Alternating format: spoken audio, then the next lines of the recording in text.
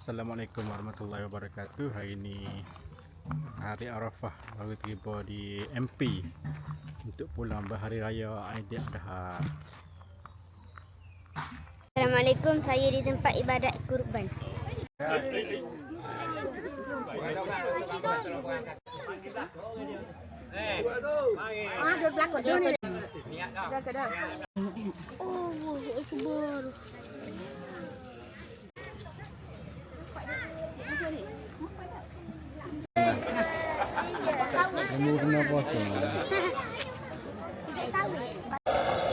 Alhamdulillah selesai lembu korban yang kedua.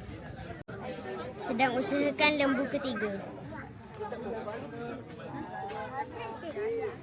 InsyaAllah lembu ketiga ni untuk kali kedua ni selamat. Sebab tadi ada insiden lembu lari patah tiang.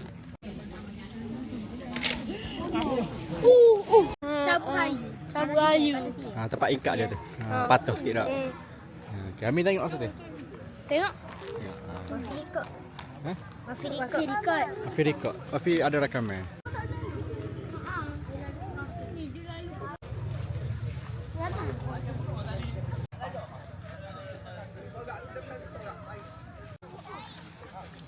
Mari.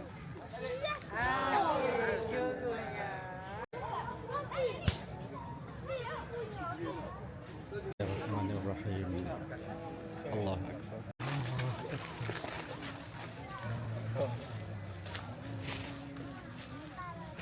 Alhamdulillah. Assalamualaikum warahmatullahi wabarakatuh. Hari ini 14 Zulhijjah tahun 2026 ataupun 14 Zulhijjah 1447 Hijrah. Sudah habis hari tasyrik.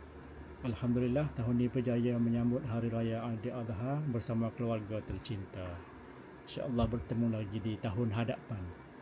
Sekian, terima kasih. Assalamualaikum warahmatullahi wabarakatuh. Amin ya rabbal alamin.